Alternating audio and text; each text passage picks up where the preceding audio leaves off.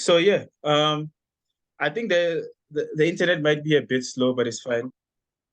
Let's carry on and see how far we can go with this interview. First of all, like I said earlier on, thank you so much for your time.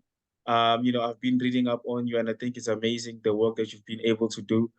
In your career so far, 26 years in the game. How does it feel to be 26 years in the financial industry?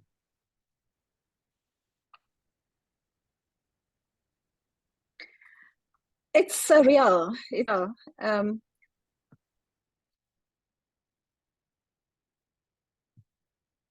But either it's just that when you start a journey, you never quite imagine how far you can go. And I understand that you come from a family of professionals, but they also pursued business, and that's what inspired you to get into business. Looking at what your parents did before you and where you are today, is the world of entrepreneurship all that you could have imagined that it would be for you? Yes, definitely. Because the real push, I must be honest, I didn't grow up knowing. I'm not one of those kids who grew up knowing what they wanted to do when they grow up. So the real push came because at some point there was a dissonance, a discord between what I was doing at that time and where I wanted to be in life. So yeah, in a way, that was the push that led me to start, not really growing up with dreams that I want to be this entrepreneur. Yeah. Okay. So as a professional, you have 26 years of experience, but your business has 15 years in the game. And from what I've gathered, just reading up on you, is that from what it looks like, is that female empowerment, or women empowerment rather, is very important to you. Is it correct in me assuming that? And can you tell me a bit about that? Yes, it is important because as women, most of us grow up in households where our voices are damped down, where the inequality is visibly practiced. So that really touches my heart in a way that I want women to have a different experience in their careers that empowers them fully. I fortunately grew up in a home where we were treated equally with my brothers. I'm one of those people who became domesticated quite late in life because how we grew up was when it's school holidays, everyone wakes up and goes and works at the shop. Weekends, wake up and you go work at the shop. So it was quite a shock to some people when I was quite mature and learning some of the household tasks. But yeah, it's something that I think women are designed to learn whatever skill is needed at the time.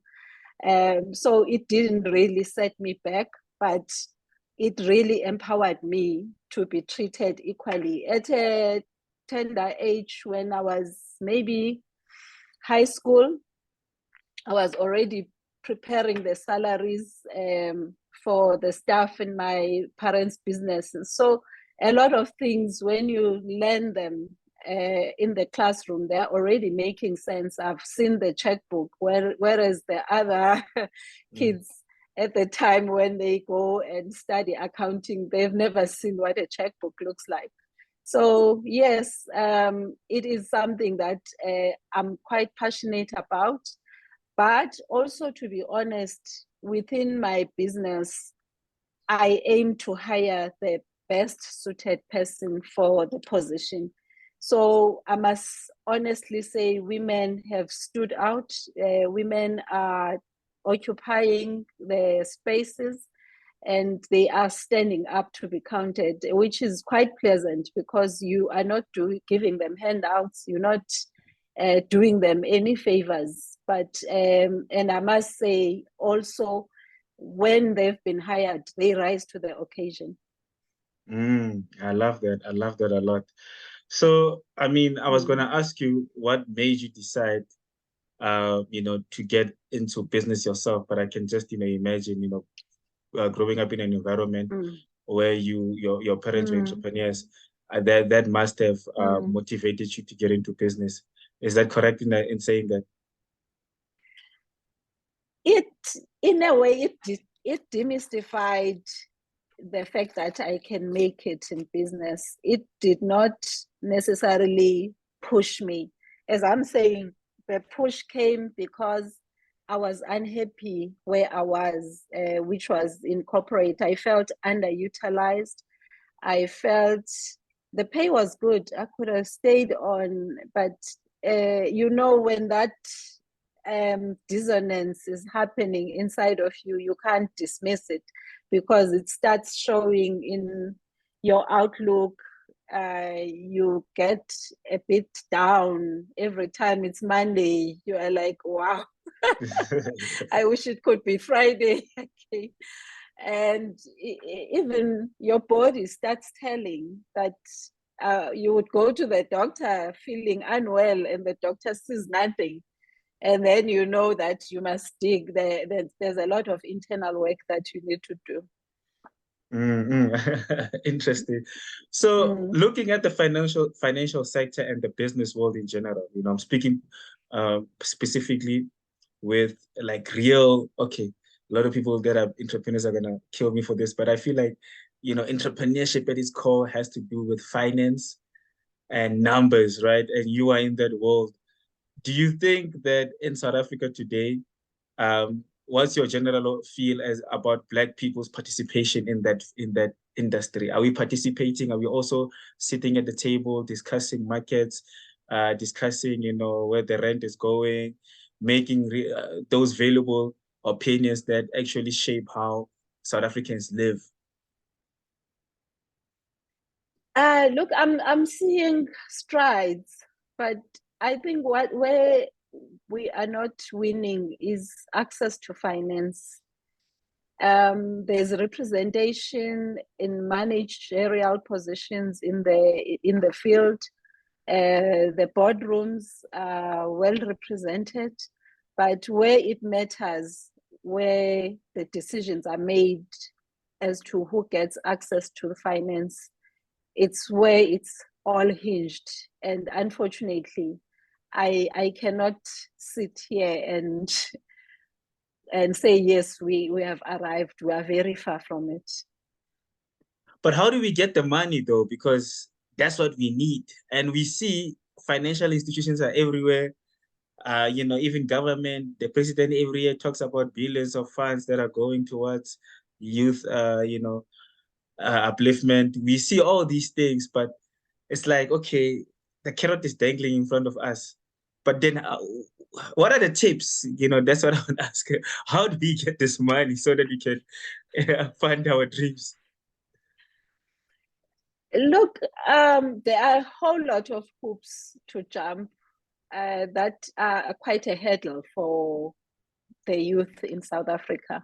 For instance, even if you do show to have a credible business idea that can translate into a viable business, there's no guarantee that you will get the funding because most institutions will want you to put your own skin in the game. They will want you to give them 20% that shows that you are committed to the idea as much as you want the other person to be committed. And unfortunately, where we are at, none of us have that kind of money where you are able to prove to the financial institutions that you are worthy of them awarding you the loan. So it's quite a challenge. As a result, I've been advising young people to start slow, start small. If you've got a laptop and there's something you can do to offer a service to the next person, especially in your neighborhood where you don't have to do a lot of travel. We know fuel is also an issue these days. Then you start small. You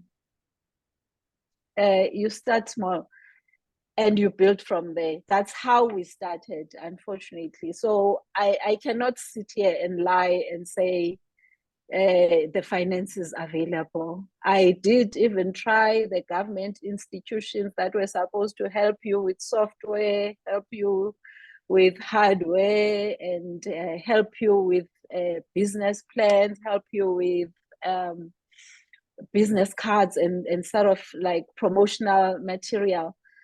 Unfortunately, I was declined.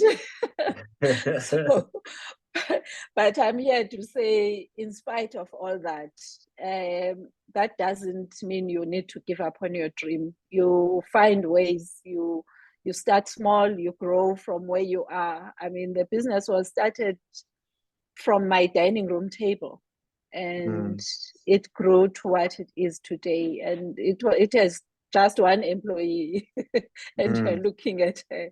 So yes, it is possible, but I don't want to sell people a pipe dream. No, I understand. Okay, so this is my second last question. I don't want to keep it too long because I don't trust this network. And other problems. But anyway, so you have an MBA from Wits. So you are educated. Yes. And so now we live in an era where we are being told, entrepreneurs are told, no, you don't need qualification. Just need to get up and do it if you have a skill. For someone that's, well decorated and someone that's obviously had to go through the process of earning your stripes in the, in that field of academy, what's your general feel about that? About education, I'm all for it. I believe it's a door opener.